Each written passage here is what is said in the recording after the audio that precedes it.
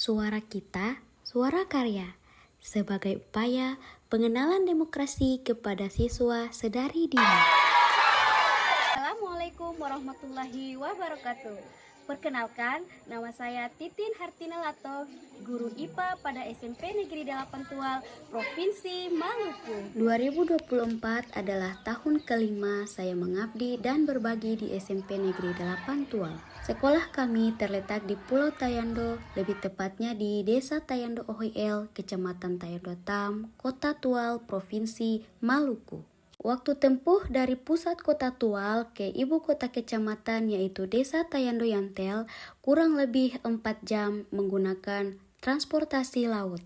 Setelah itu kami melanjutkan perjalanan dari ibu kota kecamatan menggunakan speed kurang lebih 1 jam untuk bisa tiba di desa tempat saya mengabdi. Namun jika cuaca buruk seperti saat ini akan memakan waktu sedikit lama karena speed akan menyesuaikan dengan gerakan ombak. Untuk mencapai sekolah, setiap harinya saya berjalan kaki dari rumah dinas yang saya tempati kurang lebih 15 menit.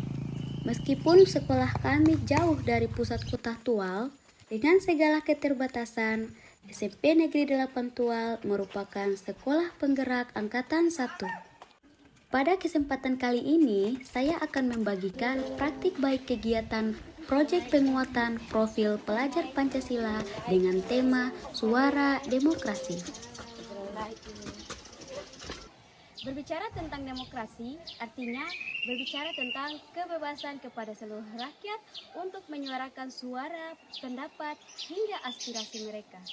Demokrasi sendiri merupakan sistem pemerintahan dari rakyat untuk rakyat dan oleh rakyat. Demokrasi di Indonesia sangat erat kaitannya dengan pemilihan umum. Tidak bisa dipungkiri bahwa praktik pengambilan keputusan misalnya dalam menentukan pilihan, rakyat masih terjadi ketidaktepatan dalam pelaksanaannya. Untuk mengurangi kesenjangan tersebut, maka peserta didik perlu dipahamkan dan dilatih menerapkan demokrasi sedari dini dalam pemberian suara dan menentukan pemimpin di lingkungan sekolahnya. Dalam hal ini, pemilihan Ketua OSIS dan Wakil Ketua OSIS SMP Negeri 8 Tual.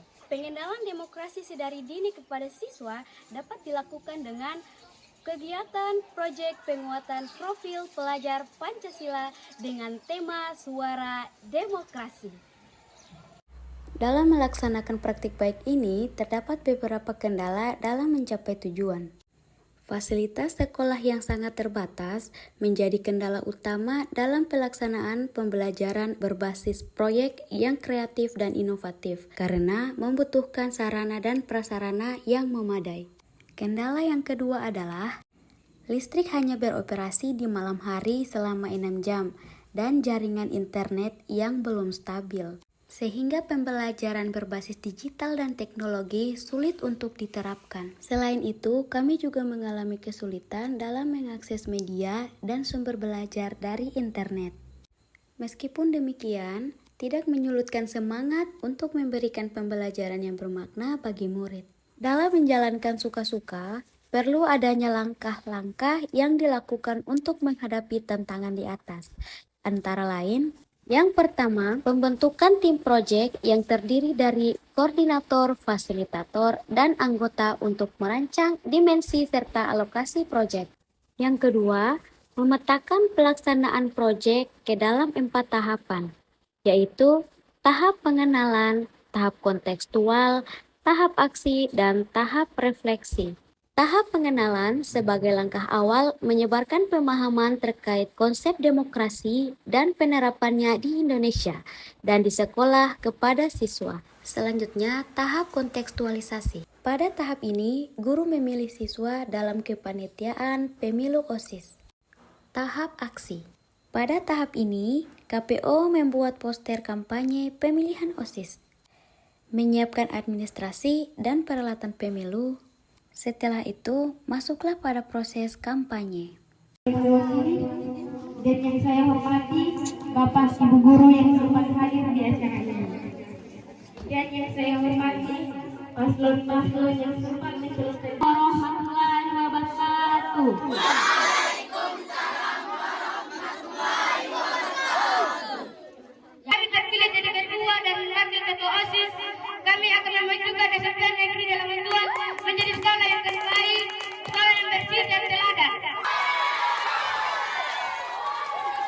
Peserta didik perlu dipahamkan dan dilatih menerapkan demokrasi sedari dini dalam pemberian suara, pendapat untuk menentukan pemimpin di lingkungan sekolah maupun daerahnya.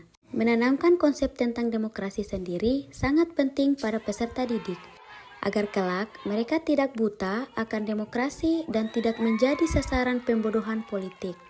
Harapannya, siswa mengetahui akan hak dan kewajibannya, serta tanggung jawabnya sebagai warga negara, sehingga menjadi warga negara yang cerdas, kritis, dan peka terhadap permasalahan-permasalahan dan kebijakan-kebijakan yang ada.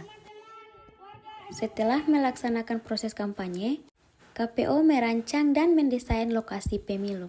Selanjutnya, tahap pelaksanaan pemilihan OSIS. 3.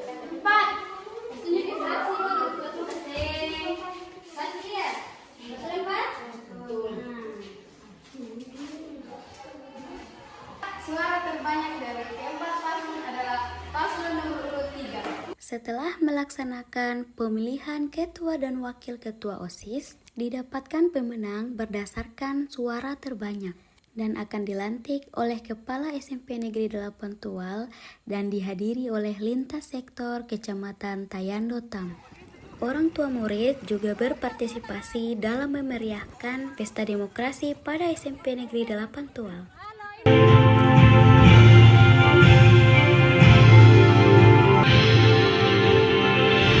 Assalamualaikum warahmatullahi wabarakatuh. Perkenalkan, nama saya Zahira Rahantan.